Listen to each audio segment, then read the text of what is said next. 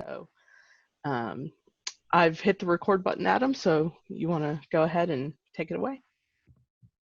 Okay, great. Well, welcome to the breakout room. This is my first time in this type of venue, and I don't know that I don't really have anything super planned. I have the old stock PowerPoint presentation that I've given and updated over the years, and so maybe even a few of you have seen some of that. But have a variety of slides that I can throw up there if you have any specific questions on um, on any particular products that you're doing, or where do we need to end up, or just general questions about food safety.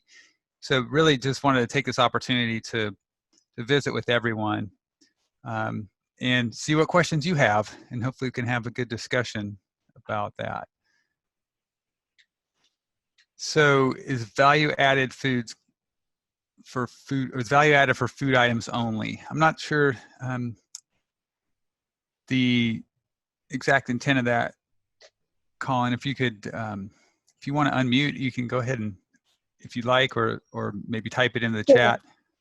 Sure. The reason I ask that is because we produce fiber and yarns and not necessarily food. And I keep looking at value added information and it always refers to foods. So, how much of that is, stovepipe, or is there broader reach? Sure. So the term value added, of course, just means basically anything that you take and you process or somehow do something to it to be able to sell it at more than it would be at sort of its commodity level. And so I'd say probably food is about the most highly regulated. That between food and feed would be the most regulated versions of those types of things. And so that's probably why you're finding most of that. Anything else that you add value to, they're just not the specific regulations typically on those types of products. So cosmetics is another one that tends to go along with that. It has some regulation, but it's really just, it's not as a direct licensing type of regulation. So it's more making sure the product is safe, making sure that the claims are adequate, that the packaging is labeled appropriately for marketplace purposes. So hopefully that answers the question there. The foods one, it's just a little bit more highly regulated than the other types of products. So direct, with the regulations for direct sales, yeah, that's, again, I work in the food safety program, and so that's what we deal with, is taking those regulations that are set up to primarily have safe food, and then also has a little bit of a component of level playing field in the marketplace. And so that's what we do to work through those issues. There's the exemption for direct-to-consumer sales of certain types of foods that are not required to have a license, still required to have safe products, of course, like with everything. Boy, good. Could I jump in quick? Sure. I put into the chat box, I think, a publication that's going to help a lot of you get started. It ranges everywhere from the vegetables to baked goods, all of those sorts of things. This is the publication title is Food Safety for Kansas Farmers Market Vendors. But it really applies to anyone that's wanting to do direct-to-consumer sales, and it kind of gives you a place to start as far as what things are regulated, what things have different types of regulations, and it's a long publication. There's lots of good stuff in there. It can be a little overwhelming to kind of dig through it, but it also tells you like who to contact if you have questions. So a lot of times if folks ask me, and I'm not sure, I'll say, okay, you need to call Food Safety and Lodging, explain what you're wanting to do. They'll help you figure out who to talk to, and things like that. So I use that publication all the time as my first stop resource on, oh, I want to sell, cookies with jam in the middle. Where does that fall? I want to sell pepper jelly. Where does that fall? So that resource should be on your shelf no matter what. Yeah, thanks, Rebecca. I appreciate you bringing that up. It's a great publication, and we're talking about what's the next generation of it. How can we make it a little more accessible, because it is kind of overwhelming, and sometimes people think that there's been new things or there's been changes to the regulations or requirements, and really we haven't changed anything in that realm for almost a decade. It's just that people are getting more creative or asking more questions. We've learned a lot more types of products. So I would say that the most valuable thing you can do is to look at that thing online, look at that guide, Farmers Market Food Sales Guide that Rebecca posted a link to, and learn how to do a word search in there. Do a Control F or find. They'll pull up the find and then search the word that you're looking for, and it'll get you to all those references in that, and that'll hopefully get you down the right path. And then of course, if you just say I'm done, that's too much, give us a call, shoot us an email, and we'll help you work through that.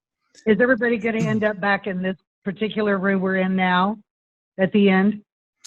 I think we're all going to come back together, the whole big group, back into the technical parts of it behind the scenes with what the room is. But yeah, we're all going to come back together into one space at the end of this session. I can just hang on till then. That's no problem. Okay, sounds good.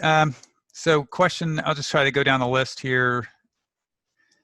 And so honey or beeswax. So if you're selling the honey, it depends on how you're marketing it. So if you're marketing it with cosmetic claims, then that would be a cosmetic product. But if you're selling it to be consumed or to be used as a food ingredient, then there's some requirements there. Direct-to-consumer sales of honey would be under a license exemption typically. You can obtain a license if you'd like to, but you wouldn't be required to. If you want to sell to grocery stores or restaurants for their further use or resale, then that would require a food processing license. If you want to sell bulk honey to another establishment and not do anything beyond extraction from the comb, a rough extraction, then that could be done without a license. And then the licensee that you're selling to would take on the responsibility for it. So more of a raw agricultural commodity type of approach. So I kind of liken it to you're harvesting the honey and you're running it through the combine, if you will. So you're just kind of getting that bulk grain out, you're getting that honey out and giving it to the processor, who then does all the processing and has the license at that point. Beeswax, again, depending on how you're selling it, typically that's going to end up as maybe a cosmetic or some other general merchandise type of claim. So really, it's just subject to weights and measures types of regulations. And it all depends on the specific formulations and what kind of claims that you're making, either on the labeling or in a website or other type of advertising. So breads, cookies, laundry soap is the right group. So we can discuss that. Again, we have the main exemption for smaller startup businesses if they're selling direct to the end consumer. And this is all covered in depth in that Farmers Market Food Sales Guide. Not limited to farmers market sales. It's just limited to the producer selling to the end consumer directly. But basically, if the product does not require temperature control for safety and doesn't require specialized processing, then it can be sold without a license direct to the end consumer. If you have a product that we're not sure about, we can send it to K-State's Value-Added Foods Lab or similar food processing expert organization, and they can evaluate it and see what category it falls into. And then you can decide if it does need a license. You can decide if you want to get that license, or if you want to wholesale it and you want to get that license, and you can do your business planning and make the right decision for where you're at. Laundry soap, that would be just under, again, the general merchandise. It has to be safe and follow any types of labeling requirements that are out there, but a little bit less regulated type of product.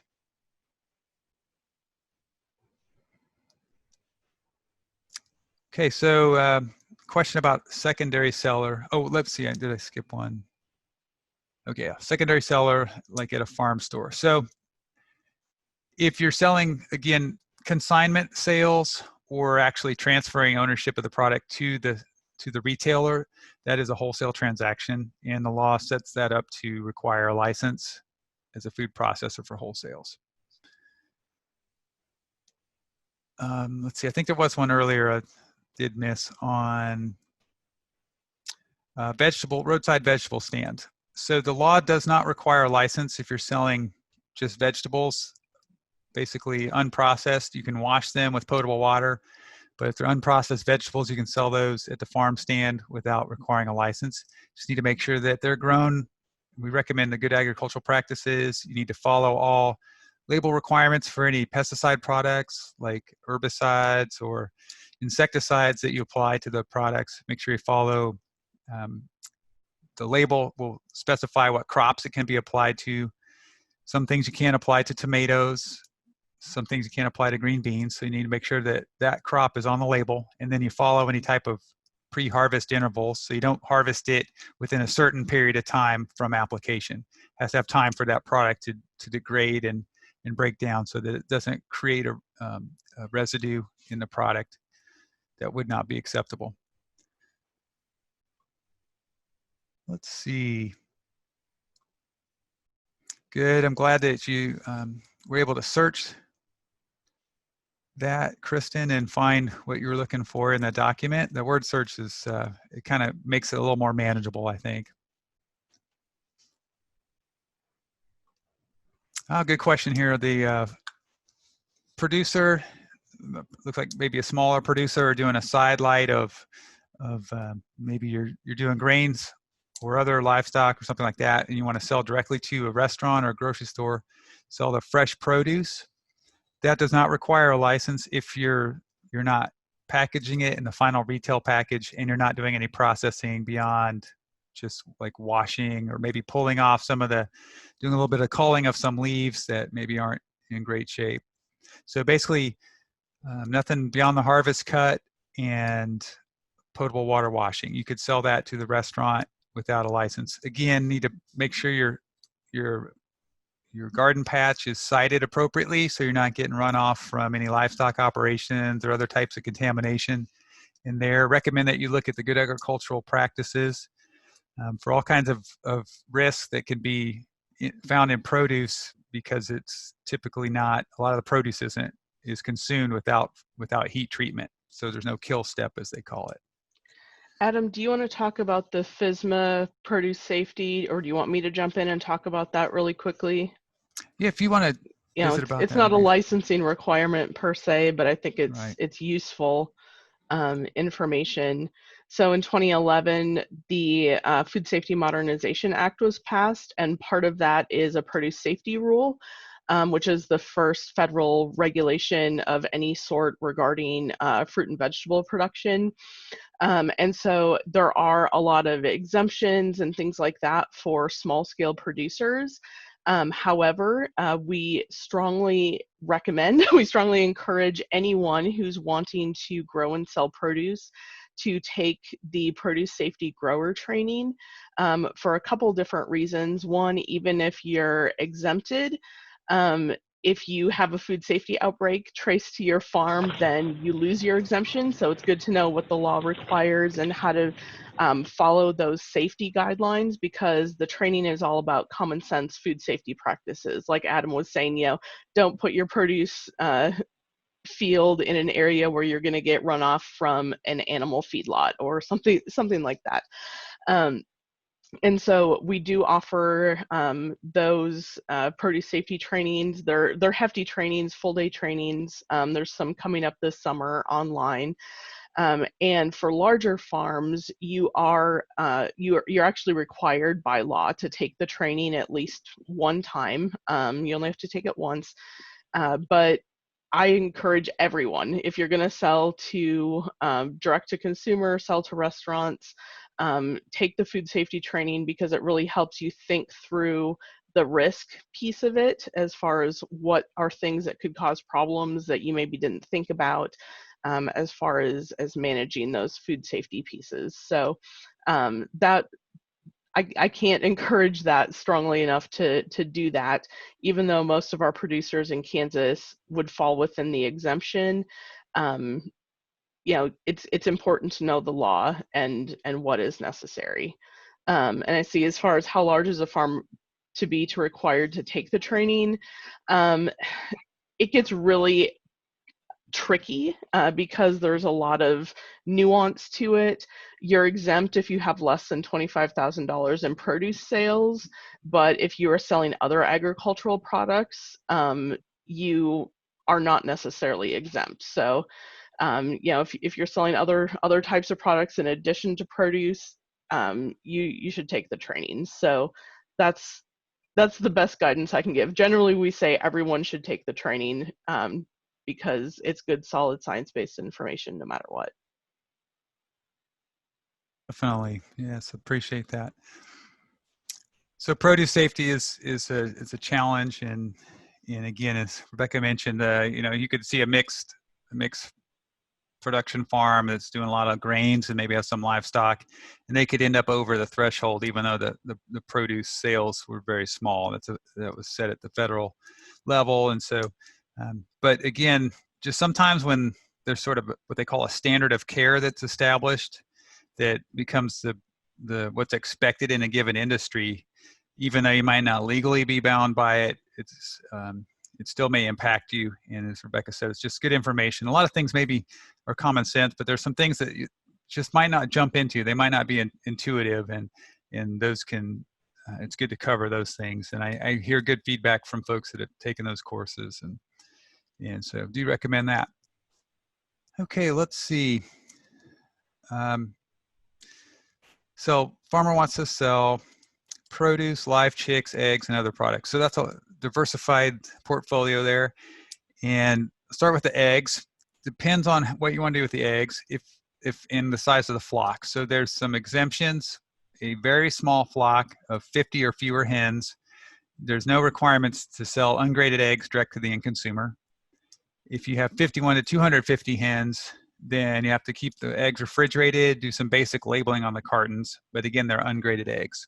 Now, if you want to sell graded eggs, or sell to restaurants or grocery stores, then those do have to be graded. They have to meet the standards that you put on the carton, and you need to have the $5 annual egg license, as well as pay an inspection fee per dozen of eggs.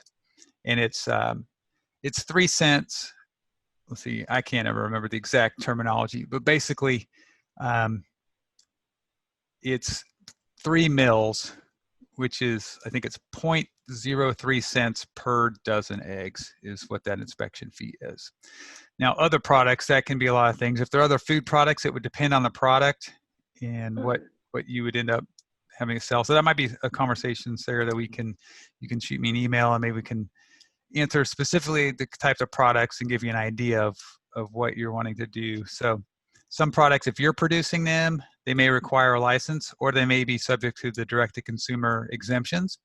If you're getting them from other entities and they require temperature control for safety, you may need a license. So there's just a lot of variability that unfortunately can't just give you this yes or no answer on a license. But key thing is to look at kind of the exemptions in that guide, and maybe that'll help you decide what types of products it's going to be. And of course, we can you could call me or email me, and we can discuss that further. Interesting question. The next one: difference between sprouts and microgreens. So sprouts are actually where you eat the whole thing. You consume the seeds that have sprouted, and if you know about how that happens, all the seeds sometimes come in, they'll have contamination in them because they're coming from the environment. So typically the salmonella is the main concern with that. And to get the seeds to sprout, it's basically the same environment that bacteria grow in, like salmonella. And so then you're also typically what they call irrigation water. So you're bathing the seeds in water while they sprout. So any contamination on one seed ends up across many of the sprouts. So that's a lot higher risk. Microgreens are where they take the seeds and they are sprouting in their own individual growth compartment or on their own substrate or growth media. And so it's more compartmentalized. So a seed will still, good chance that there could be contamination, but it's compartmentalized. And so you wouldn't expect the entire lot to be contaminated. So people don't consume the whole seed, or they may, but they may not. But the key thing is that it's not spread throughout the entire lot of the seeds. So hopefully that answers that question. So dehydrated fruit.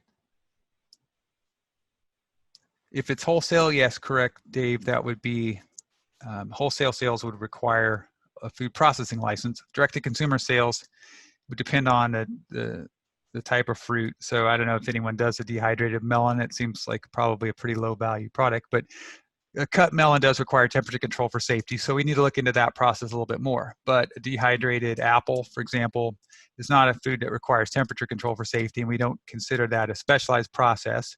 So that could be sold direct to the end consumer without a license.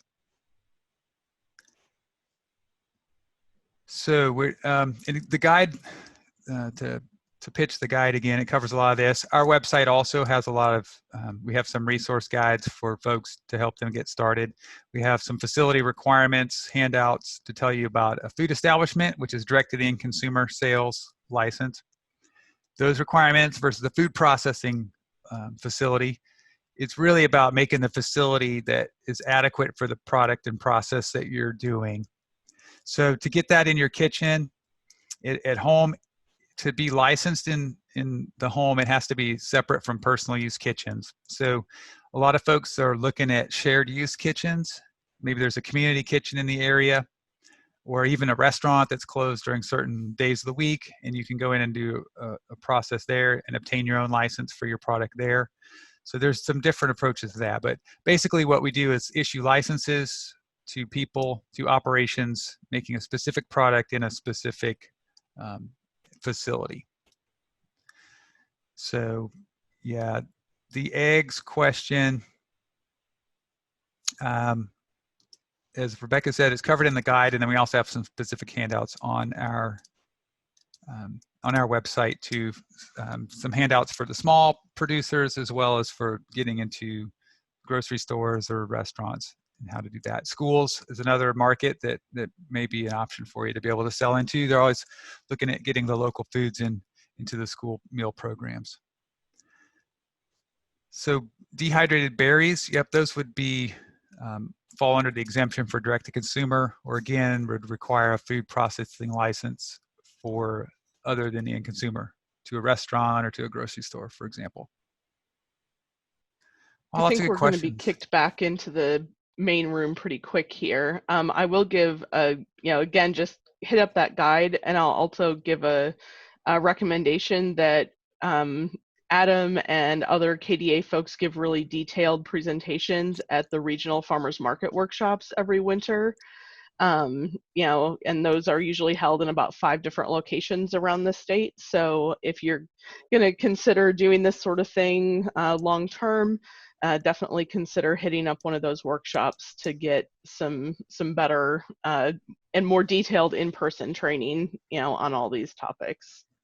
Yeah, thank you. And Will, I'll also mention back on the licensing question, if you want, we can arrange to have a planning visit with the inspector in the area, can come out and look at the facility that you have in mind and talk about what products you're going to make and get that going. That is not, at this point, we don't charge for planning visits. We can also do reviews of drawings or sketches, or set up a video conference, or we're doing some remote inspection visits now. So a lot of options that we can help you look at a facility and talk through your plan there. So looks like we're got 26 seconds left. So farmers market sales, again, as Rebecca put there, start with that guide. It'll give you a good overview. So, oh, wow, that went really, really fast. And I appreciate all your questions, the engagement. That was awesome. And we'll see you back in the big room. Thanks to you, Rebecca, for moderating. I really appreciate it.